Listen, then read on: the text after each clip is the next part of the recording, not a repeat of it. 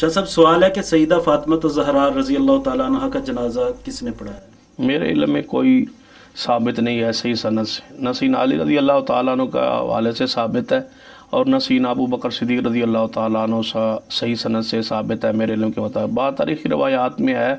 کہ حضرت ابو بکر صدیق رضی اللہ تعالیٰ عنہ نے پڑھایا تھا، یہ تاریخی روایات میں ہے، لیکن سند میرے علم میں ایسی کوئی ثابت نہیں ہے جس سے صحیح سند سے بات کی جا سکے، اور اس کا تعلق بھی نہیں ہے کوئی اسلام سے، دین سے، شریعت سے، کہ لازمی بات یہ پتہ ہو کہ کس نے پڑھایا ہے تب یہ ہمارا ایمان یا اسلام یا دین جو ہے وہ محفوظ ہے، یا تب ہی اسلام دین شریعت۔ آپ کتنے صحابہ کرام ہیں، اہل بیت ہیں جن کی جنازوں کا علم نہیں ہے کہ کس نے پڑھایا۔ یہ ہمارے ہاں زیادہ تو ایک چیز پائی جاتی ہے کہ فلاں کا فلاں نے جنازہ پڑھایا، یقیناً نبی علیہ السلام کسی کا جنازہ پڑھائیں بیعث سعادت ہے، سینا صدیق، سینا عمر عثمان، سینا علی کس کا جنازہ پڑھائیں تو بیعث سعادت رحمت کی بات ضرور ہے، لیکن یہ ہونا کہ کسی کا پتہ ہو تو تب ہی اسلام ہمارا مکمل ہوتا ہے، جب علم نہ ہو تو ایسی کوئی بات صحیح سند سے ثابت نہیں ہے۔ لیکن یہ اختلاف بنا دیا گیا ہے، گروہ کہتا ہے کہ نہیں سینا علی نے پڑھایا، دوسرا کہتا ہے نہیں سینا صدیق رضی اللہ تعالیٰ نے پڑھایا، دونوں یعنی کہ آپس میں، تو لہذا قریب قیاس یہی ہے، کیونکہ خلیفۃ المسلمین حضرت صدیق تھے، امیر المومنین رضی اللہ تعالیٰ سیدنا صدیق تھے، اور امامت وہی کروا رہے تھے، اور بالعموم یہی بات ہوتی ہے کہ جو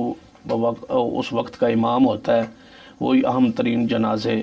وہی پڑھاتے ہیں، تو سیدہ فاطمہ زہرا کا دنیا سے جانا ایک بہت بڑا، یعنی ممکن ہے کہ سیدنا ابو بکر ہاں صدیق امکان ہے۔ یہ جو روایات ہیں اگرچہ سند نہیں ہے ان کی، یا سند کے لحاظ ثابت نہیں ہے، لیکن امکان اس بات کا یہ کہا جا سکتا ہے کہ حضرت صدیق رضی اللہ تعالیٰ عنہ پڑھایا ہوگا، کیونکہ امامت انہی کی تھی، حضرت سیدنا علی انہی کے پیچھے نماز پڑھتے تھے، اگر الگ نماز پڑھتے ہوتے، الگ جماعت کرواتے ہوتے، ان کی امامت کو قبول نہ کیا ہوتا اور ان کے پیچھے نہ آتے ہوتے تو پھر تو یہ امکان تھا، لیکن یہاں چونکہ ایسا کوئی امکان نہیں ہے تو حضرت صدیق رضی اللہ عنہ بارے غالب گمان ہے کہ انہوں نے پڑھایا ہوگا انشاءاللہ۔ شاہ صاحب یہ جنازہ دن کو ہوا یا رات کو ہوا، اس بارے میں بھی کوئی بات صحیح سند سے ثابت نہیں ہے، لیکن ہمارے ہاں معروف ہو گیا کہ سیدہ فاطمہ زہرا نے وصیت کی تھی کہ میرا جنازہ رات کو اٹھے اور میرے جو ہے میت پر کسی کا جو ہے وہ نہ پڑے نظر، ایسی کوئی بات صحیح سند سے ثابت نہیں ہے، ہمارے علم میں ایسا کوئی ثابت نہیں ہے، اور ایسی کوئی بات ہے بھی نہیں حقیقت اسلام میں، دین میں، کہ لازمی جو ہے وہ رات کو یا بندہ کہے۔ سیدہ فاطمہ کی تو ذرا کا حیا، شرم، عزت، وقار جو ہے وہ تو ایک ایسی ہے کہ جس کا کوئی انکار کر ہی نہیں سکتا،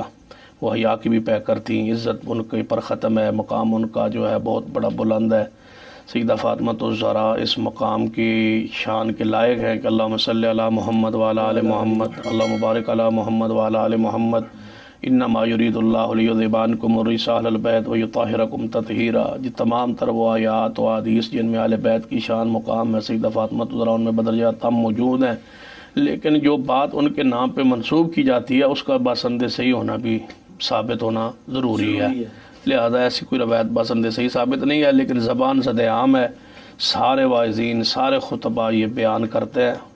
تو جو زیادہ بیان کرتے ہیں ان کو چاہیے اس کا کوئی حوالہ تھوڑی سی ویسے بیان کرنے سے پہلے اس کی تحقیق کر لیں، کریں، تاکہ لوگوں تک درست بات پہنچے۔ وہ بندہ تو سوچتا ہے نا کہ میں ان کی شان بیان کر رہا ہوں، لیکن دوسرے خیال طرف اس کے ذہن میں یہ بات نہیں جاتی کہ اللہ کے بندے جو بات ان سے ثابت نہیں ہے آپ ان کے نام پہ منسوب کر رہے ہیں، تو ان کے حوالے سے آپ جھوٹ بھی تو بیان کر رہے ہیں نا، ان کے نام پہ لگا رہے ہیں کہ سیدہ فاطمہ زہرا نے ایسا فرمایا تھا۔